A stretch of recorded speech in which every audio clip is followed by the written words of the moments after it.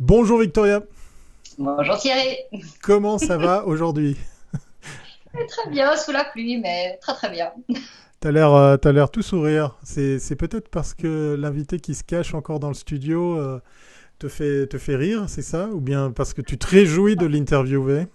Et ça me fait très très plaisir. Bah, hier c'était un grand jour, mais aujourd'hui c'est encore aussi un très grand jour. Donc non, non, on aime tous nos invités et franchement, ça nous fait vraiment plaisir de les avoir. C'est un grand moment. T'es d'accord Thierry? Oui, tout à fait, je partage. Et puis effectivement, comme nous l'a dit en off notre invité qui nous attend patiemment, après Darius Rochebin, la barre a été fixée très très haute. Donc il a la pression, mais on va lui dire, avant qu'il apparaisse à l'écran, que ça va très bien se passer. Et justement, dans les trucs qu'on a à vous dire, pour vous dire que ça va très très bien se passer, eh bien, on vous rappelle que les lives comme InMag Live, c'est tous les jours, du lundi au vendredi à 15h, sauf que de temps en temps, on fait de la publicité mensongère, puisque demain, il n'y aura pas de live. Eh oui. Mais on vous prépare une belle surprise pour vendredi, puisque on sera de retour ici même à 15h pour le dernier de la semaine. Préparez-vous à aussi organiser vos replays, puisque la semaine prochaine, il y a des jours fériés. Donc, on sera lundi, mardi et mercredi en live, puisqu'après, c'est week-end. On se réjouit. Donc, vous avez le droit de partager, vous avez le droit de liker, vous avez le droit de commenter, vous avez bien sûr le droit et surtout l'immense privilège de venir commenter en direct pour ainsi, par exemple, pourquoi pas poser des questions à notre invité. Mais Victoria, assez attendu, assez parlé de cet invité, faisons connaissance avec lui.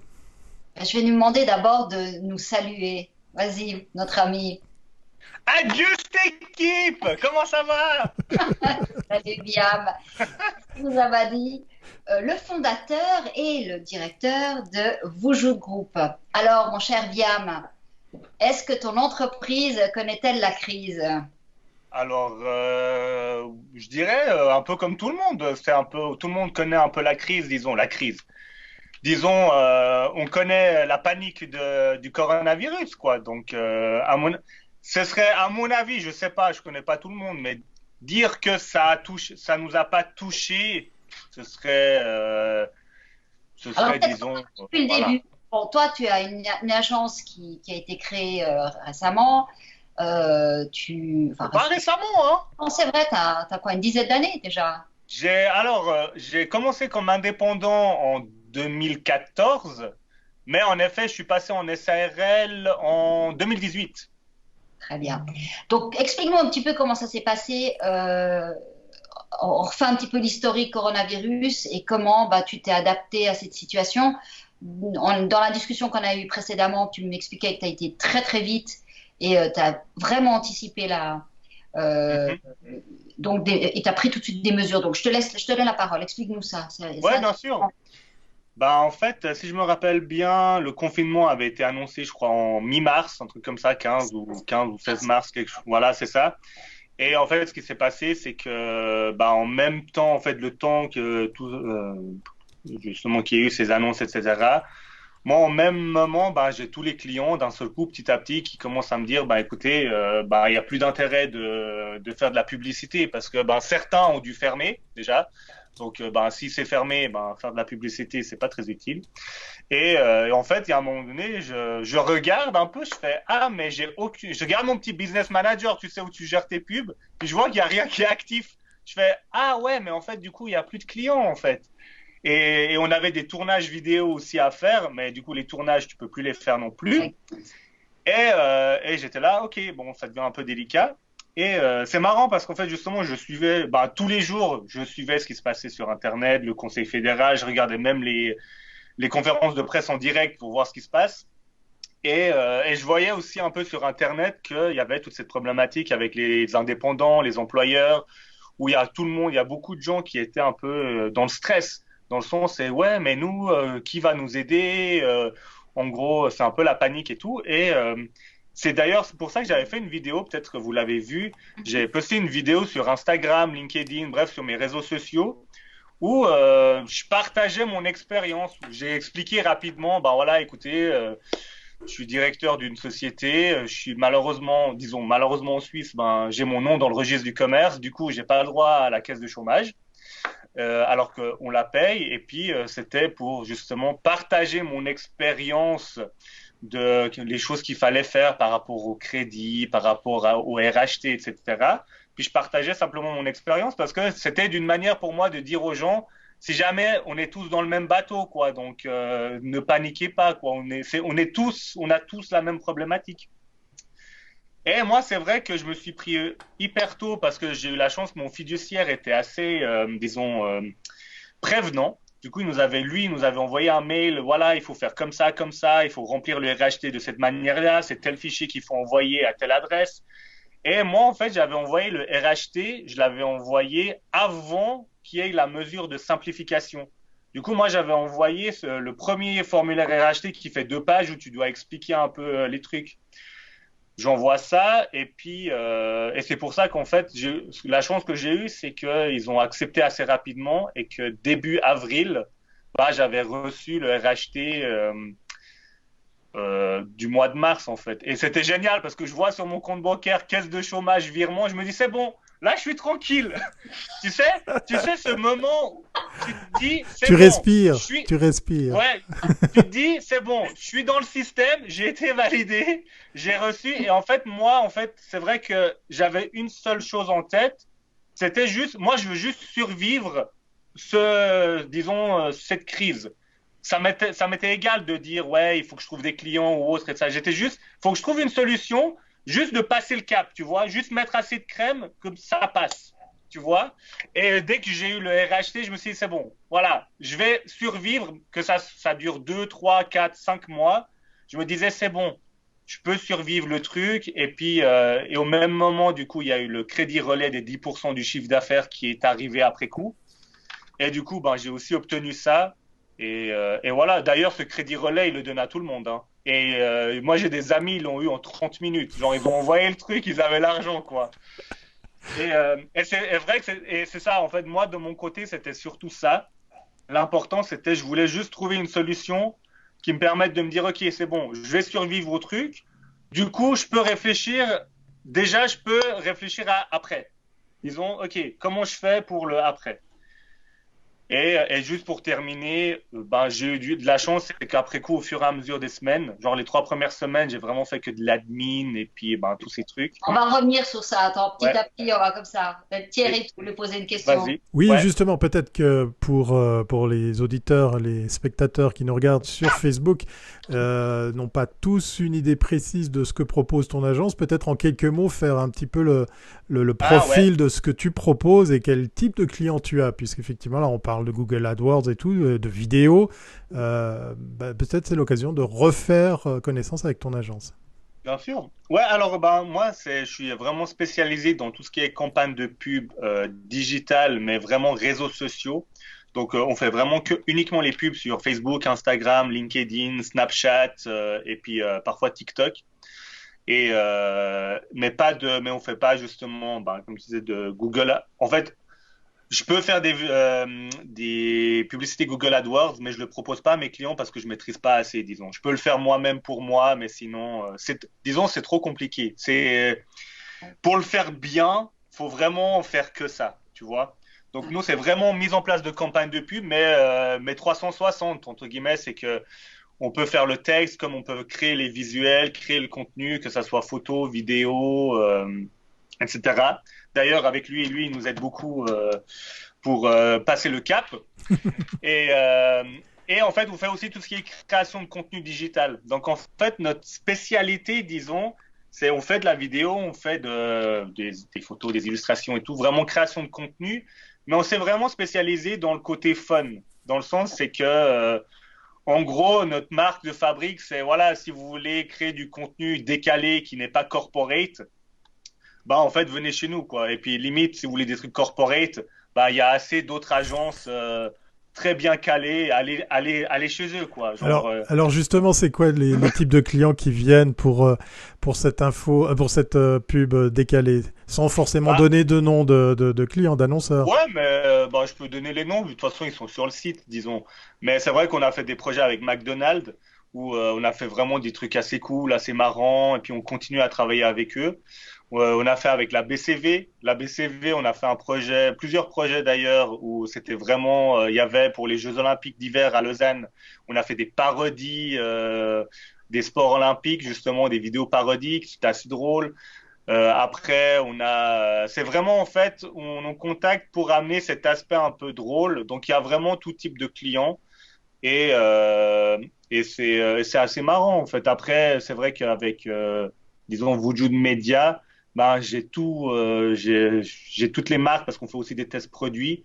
Donc, Logitech, on travaille avec Logitech, on travaille avec Sennheiser. Disons, on travaille avec plein de marques qui, en fin de compte, où on fait des vidéos unboxing. Et puis, et voilà. D'ailleurs, sur la chaîne YouTube, il y a pas mal de vidéos unboxing. Donc c'est un peu ça, en fait. C'est vraiment parce que, en fait, je vais t'expliquer pourquoi j'ai voulu partir là-dedans. À l'époque, j'avais eu comme client la Romande Énergie au niveau graphisme. Je devais faire une plaquette, disons, c'était une plaquette, je ne me rappelle plus de quoi. Et je me rappelle, ils m'avaient envoyé leur charte graphique qui faisait genre un PDF de 36 pages. J'ai vu ce truc, j'étais là, mais vous rigolez, quoi. Genre, les lettres, l'espacement entre les lettres et tout. Et en fait, c'est depuis là où je me suis dit, plus jamais je fais ça. Genre, j'étais là, mais non, moi, c'est trop chiant. En fait, c'est tellement, tu vois, c'est tellement cadré que ça ne laisse pas libre à la créativité. Et moi, je suis un gars créatif. Moi, j'ai envie de faire des trucs à la con, disons, rigoler. Et quand tu fais des trucs corporate, il n'y a pas de créativité. Le pire, c'est que dans les briefs, ils te font « Ouais, soyez créatifs, mais contentez-vous de suivre la charte graphique. » Mais t'es là, mais c'est pas possible. Mais Viam, c'est surtout, je veux dire, les gens qui viennent de chez vous groupe, là, maintenant comme tu l'appelles, viennent surtout parce qu'ils veulent toucher les millennials, une population millennials et génération Z. Parce que justement, ce ton décalé, on l'avait vu au meilleur c'était de la pub ou du web où tu avais inscrit une campagne. La BCV, ouais. La Meilleur du BCV, web, ouais, tout à fait. j'avais été, C'est vraiment, c'est souvent les marques viennent parce qu'elles ont besoin d'avoir une autre écriture pour toucher cette génération, ces générations-là. C'est ça? D'ailleurs, Ça, t'as plus de liberté. ouais, c'est ça, ouais. Et puis d'ailleurs, c'est pas pour être méchant vis-à-vis des autres projets, hein, parce que c'est vrai que les autres projets, ils étaient incroyables. Genre, je me rappelle le projet de Suisse Côte, il était incroyable, surtout comment c'était filmé et tout. Mais si tu te rappelles, dès que le projet qu'on avait fait avec la BCV est passé au meilleur du web, c'est le seul projet où les gens, ils ont rigolé. Si tu te rappelles, on a passé tous les trucs, tous les shortlists et tout, il y a notre projet et les gens, ils rigolent. Tu vois? Et en fait, moi, mon but, c'est ça, en fait. C'est d'amener un truc drôle et puis fun, quoi. On va prendre ça pour un compliment parce que les autres fois où ils se sont barrés, c'est quand nous, on présentait certains projets. Donc, revenons sur la situation. Donc, comme tu disais justement, donc au départ, certains de tes clients n'ont rien fait, ont décidé de tout mettre en stand-by. Est-ce que c'est en train de revenir maintenant? Est-ce que tu sens qu'il y a un moment et pourquoi ça devrait être un bon moment pour communiquer aujourd'hui? Ouais, bah en fait, je peux prendre l'exemple du Royal Savoie, parce que j'ai le Royal Savoie qui est comme client. Vous allez rigoler parce que vous dites, mais Royal Savoie, c'est pas très fun, c'est corporate. Mais en fait, c'est ça qui est beau, qui est drôle, c'est que oui, on fait aussi disons, des trucs un peu plus professionnels, corporate, donc on fait pas que du drôle. Et le Royal Savoie, justement, comme vous le savez, ils ont dû fermer. Donc en effet, il n'y avait aucune logique, disons, pertinence de continuer à faire des pubs. Mais ce qui s'est passé, c'est que justement après que tout le monde ait géré la crise, que tout le monde ait fait tout ce qui est d'admin, le Royal Savoie en fait est gentiment revenu et puis eux, ils étaient justement en avance et puis ils ont compris qu'il fallait communiquer au niveau digital et surtout déjà réfléchir à l'après. En fait. Et ils ont réfléchi à ça super tôt, donc c'est vraiment bien parce que tout le monde ne pense pas aussi vite. Et ils ont dit, voilà, nous, il faut qu'on réfléchisse à l'après et on a envie de communiquer. Et en fait, on a amené vraiment un concept que moi, j'ai adoré ce concept. C'est celui que tu as vendu, je sais. Hein? C'est le concept que tu as vendu, ou c'est le leur? En fait, c'est un mix, en fait. C'est vraiment un mix. Mais disons, il y avait ce projet c'est RSL Attitude, ils ont appelé ça comme ça. Et le but, c'était de se dire, voilà, tous les collaborateurs sont, disons, chez eux. Mais on va essayer de travailler avec certains collaborateurs et puis qu'ils fassent des vidéos. Et du coup, en fait, si tu regardes sur leur Instagram, etc., on a fait des vidéos Ou c'est les collaborateurs justement qui font des astuces, genre on a le chef pâtissier qui fait des recettes de cookies, on a par exemple le sommelier qui t'explique un peu comment c'était quoi, décanter une bouteille. Et c'est vraiment cool parce qu'en fait ce que j'ai adoré c'est qu'ils ont mis les collaborateurs en avant. Alors que si tu regardes, c'est rare des hôtels 5 étoiles, disons, qui mettent en Mhm. avant vraiment les collaborateurs, ou même si la vidéo, c'est pas une vidéo léchée, super corporate et nette, bah, ils vont pas communiquer. Alors que là, ce qui était génial, c'est que on a mis les collaborateurs en avant. Il y en a même un, c'était le chef du room service, je crois. Cette vidéo, elle a cartonné, mais il parlait de voilà comment je prépare mon petit déjeuner pour ma copine, par exemple. Et ça marche vraiment bien. Et en fait, ce que j'ai adoré, c'est que ça amène cette chaleur et dire voilà, c'est un peu comme à la maison.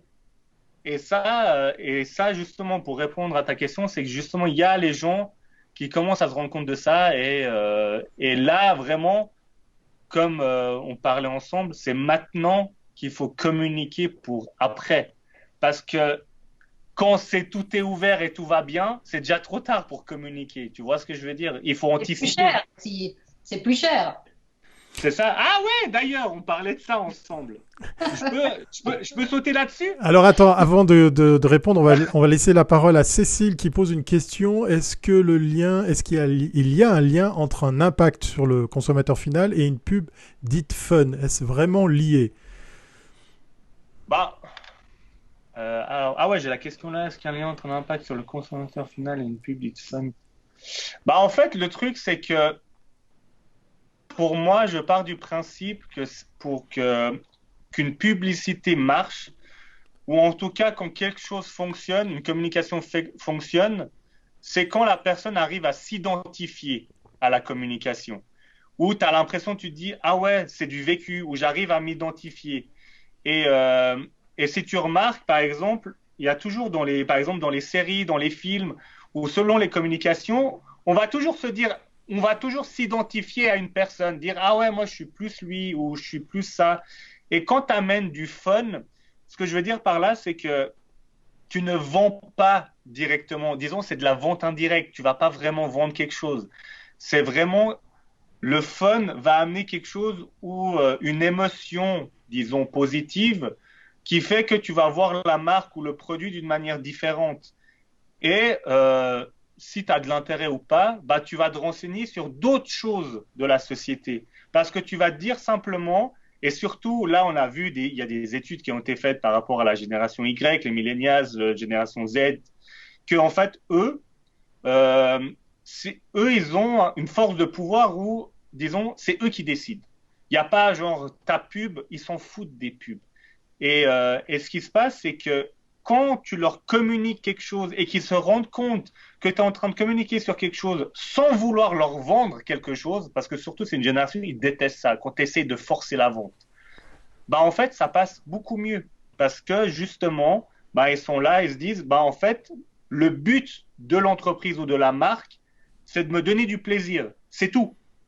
Il a pas, on sait que derrière le but c'est de vendre, mais concrètement le contenu qui est fourni, c'est que du contenu qui a pour but, disons, de la notoriété ou juste de donner une bonne image, etc. Mais on ne vend rien.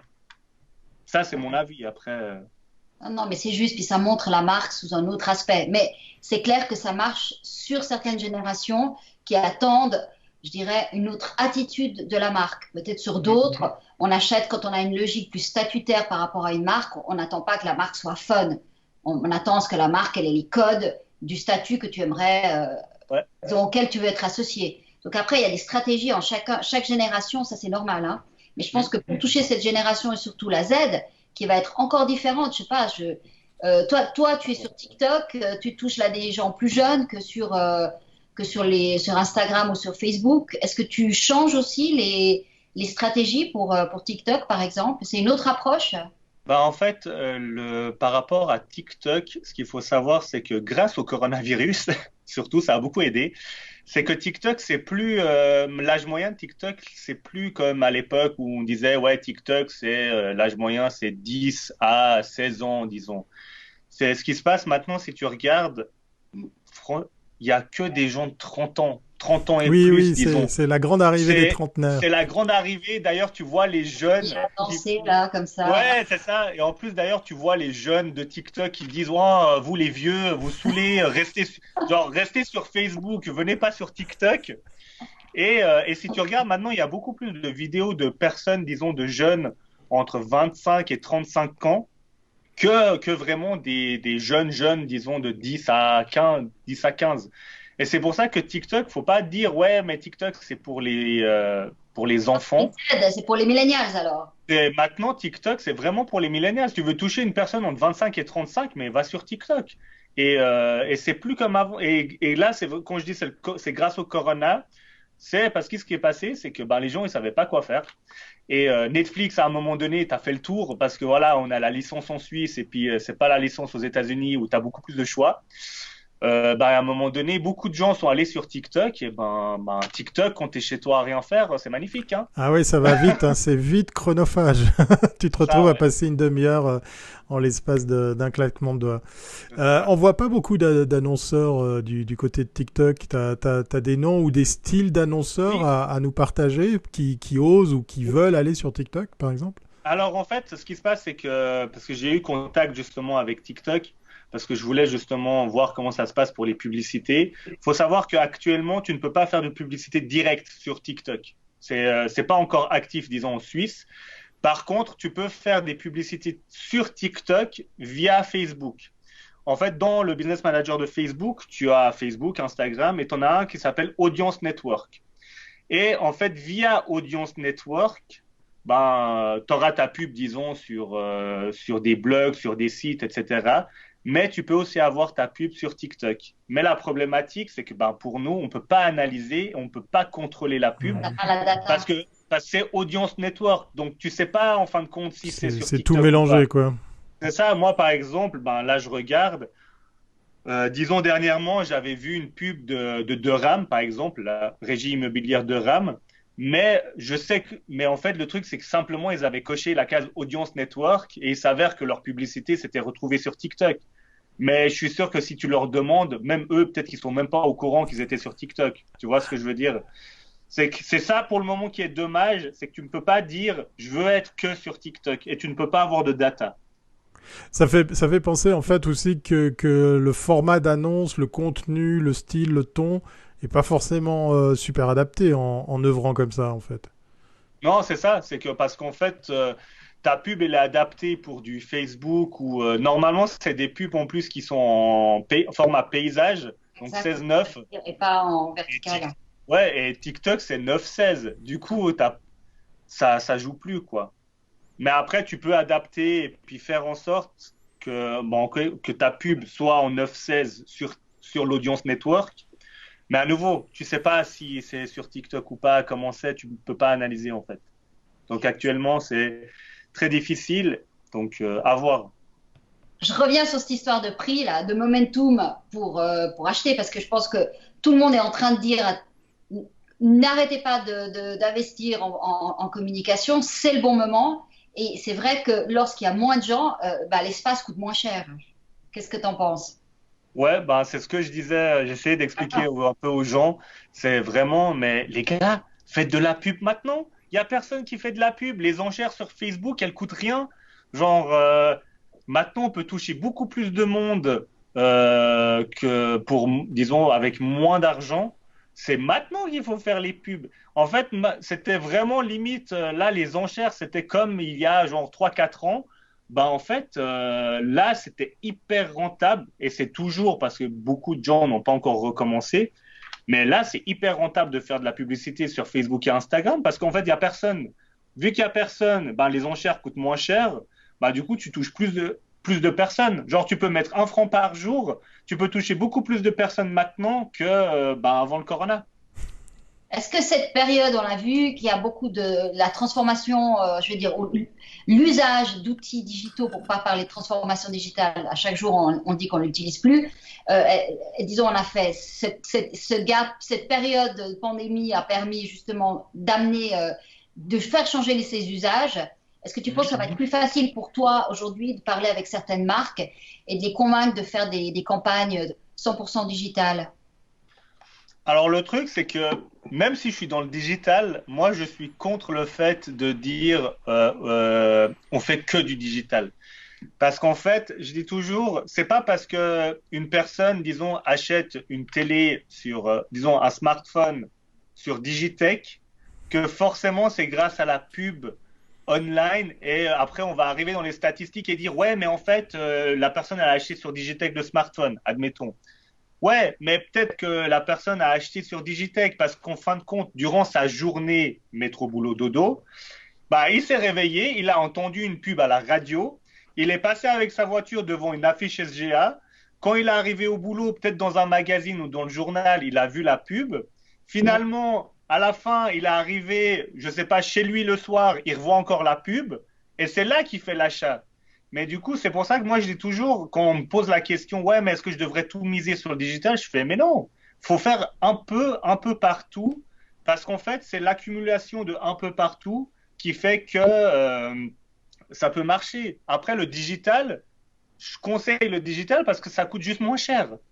Faire de la pub SGA ou faire de la pub dans les journaux, ça coûte une blinde. Et en plus de ça, tu n'as pas de data. Tu n'en sais rien des chiffres. Alors que Facebook et Instagram, tu sais exactement le nombre de gens qui ont vu, le nombre de gens qui ont cliqué. Tu peux beaucoup mieux analyser. Et surtout, il faut que 1 franc par jour minimum. Donc, c'est pas cher. Tu vois ce que je veux dire? C'est deux choses différentes. Je reviens sur ma question, hein, parce que je suis tenace. Hein. Vas-y, vas-y. Quel type d'annonceur va sur TikTok en Suisse, de nouveau sans donner de nom, qui c'est qui ose aller sur ce réseau Là, pour pour le faire moment, il y a. Bah, là, vu qu'on peut pas peut-être faire de la publicité hors directe, crise, peut-être hors crise, ouais. ou de façon plus générale, quel annonceur tu as vu ou tu verrais oser aller sur ce support? Bah, je dirais pour le moment, bah, comme on peut pas faire de publicité directe, disons sur TikTok, bah, pour le moment, il y a personne, disons, qui va directement sur TikTok. Après, moi, personnellement, j'ai déjà proposé à des sociétés, disons, à certains de mes clients de faire des campagnes d'influenceurs sur TikTok, parce qu'il y a quand même aussi des influenceurs, des Suisses qui ont beaucoup d'abonnés, disons, sur TikTok, et de faire justement des partenariats avec eux. Mais pour le moment, j'ai rien fait. Pour le moment, c'est que en discussion. Mais disons, moi, je te dirais, n'importe qui, tout annonceur pourrait. Moi, bah, je prends McDonald's, bah, il pourrait sans doute faire de la publicité sur TikTok. BCV pourrait faire de la publicité sur TikTok en se disant, bah, je veux toucher des jeunes et que j'ai envie que ces jeunes-là bah, créent leur compte, leur premier compte bancaire chez moi. Et c'est pour ça que TikTok, à mon avis, ça peut être comme les autres réseaux sociaux. Tout le monde peut aller dessus. Faut juste faire attention à la manière dont tu vas communiquer sur TikTok. Tu peux pas communiquer de la même manière sur TikTok comme tu vas communiquer sur Facebook. Et c'est juste ça. Mais à mon avis, il y a pas de restriction. Moi, je dirais, tout le monde doit aller. C'est ça. D'accord. On a vu, hein, c'est pas qu'une question de format hein, pour y aller. On parlait des contraintes d'orientation de prise de vue. Mhm. Maintenant, quel conseil tu donnerais à un annonceur d'oser aller au-delà des autres réseaux? Et là, je parle pas que de TikTok parce que Mhm. Facebook a un certain âge. On a vu à cause ou grâce à cette crise que ben, la numérisation de notre pays, c'est pas encore ça. Ouais. Pas plus tard que ce matin, j'ai reçu, et c'est véridique, un devis réalisé sur Excel. Quand on voit ça, ben voilà, on est obligé de relativiser. Ouais. Quel conseil tu donnerais à un annonceur de se dire va aussi sur le numérique? On l'a bien compris, les autres supports sont complémentaires, la campagne d'affichage, la radio, les choses comme ça. Mais quand on a vu effectivement avec la crise que le petit boucher du coin qui n'avait pas de e-commerce, qui n'avait pas de shop en ligne, ben, il l'a senti mal passer. Quels seraient les autres arguments qu'on pourrait leur donner pour que enfin ils s'y mettent? Que ce soit simplement avoir un site internet, un shop en ligne ou bien faire de la Mhm. pub sur internet en général. Bah, en fait, c'est simple, je te dirais. Alors, premièrement, c'est juste le coût. En fait, c'est surtout le coût, ça coûte beaucoup moins cher. Tu peux facilement, disons, communiquer à travers ton réseau. C'est surtout ça. Et surtout, euh, qu'est-ce que je voulais dire? Pour moi, par exemple, de nos jours, je disais, si t'as pas de site internet, c'est comme si tu avais un magasin et en fait que tu n'avais rien mis dans ta vitrine.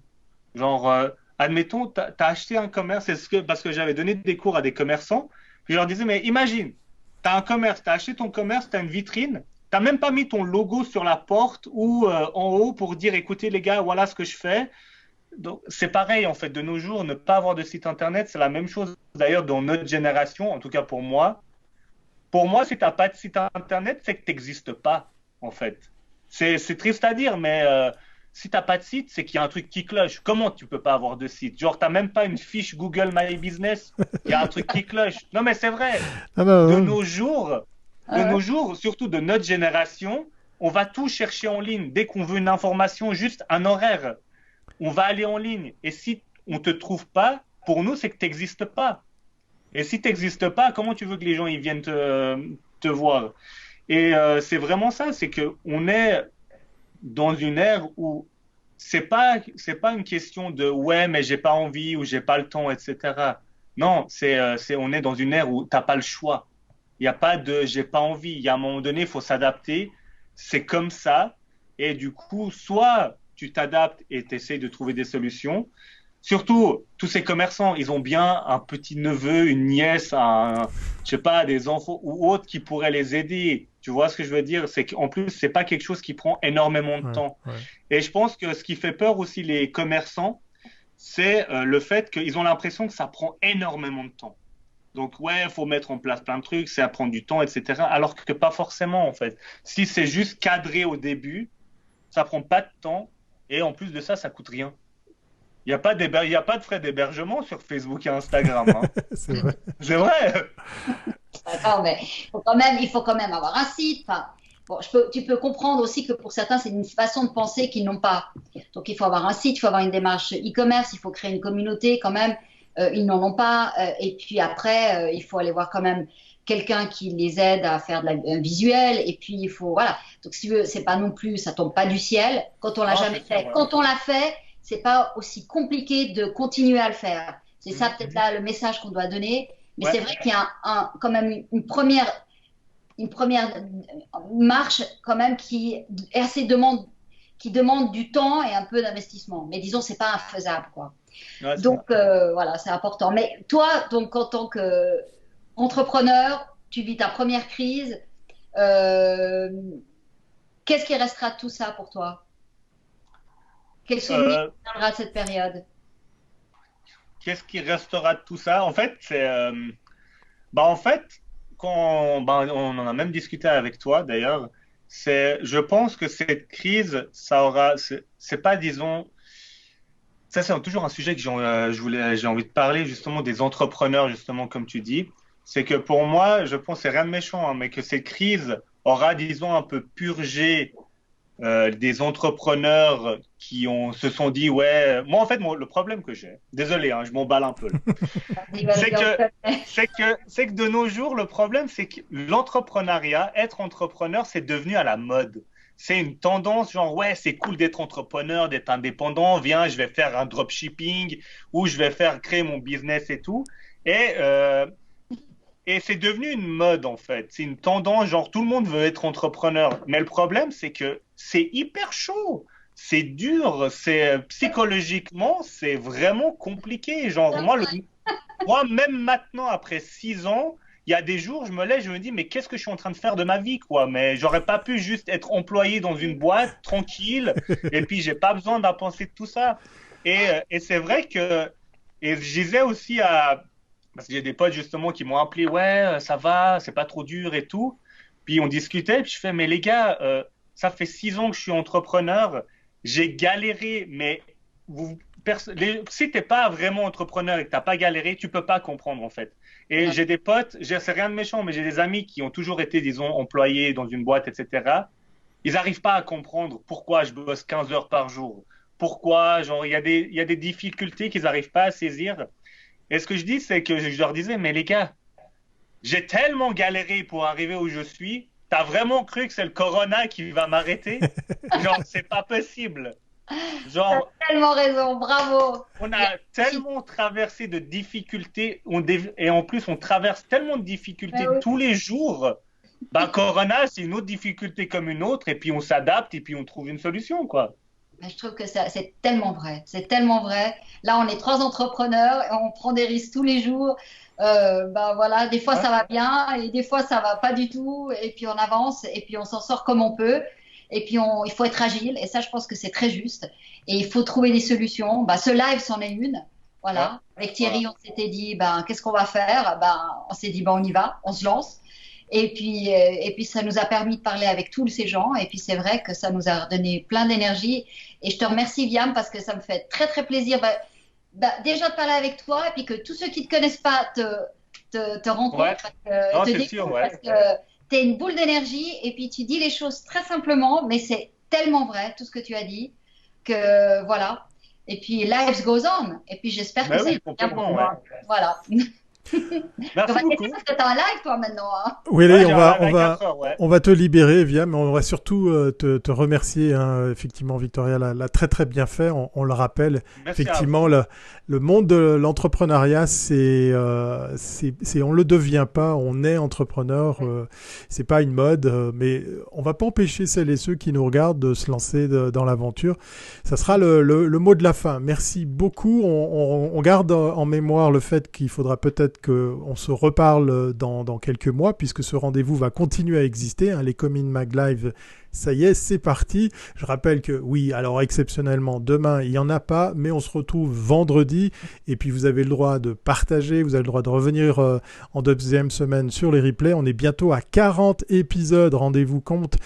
40 épisodes qui seront là, pourquoi pas, à disposition pendant le long week-end de la semaine prochaine. Merci beaucoup, bon après-midi à toi, Viam, et puis Merci beaucoup, pareillement. force et courage, hein, et on se dit donc à très très À bientôt. bientôt. À Avec tout plaisir. bientôt. Bye bye. Victoria, Bye bye. on va se dire au revoir aussi, et puis on se dit vendredi, on prépare une petite surprise pour vous, mais on va pas en dire plus, on va pas faire de teasing. Hein. Juste pour se faire excuser que demain, voilà, on a d'autres choses et on peut pas être là. Voilà. Et ça, c'est le côté dur du live. Hein. Exactement, il faut tenir le rythme. Donc ne vous faites pas avoir par le visuel qui va terminer ce live. C'est bien vendredi 15h qu'on se retrouve. Et d'ici là, vous avez le droit de revenir consulter tout ça sur cominmag.ch. Il y a même une newsletter, ça vaut la peine. Hein. Moi, je dis ça, je dis rien. Portez-vous bien, à bientôt. Ciao, ciao, au revoir.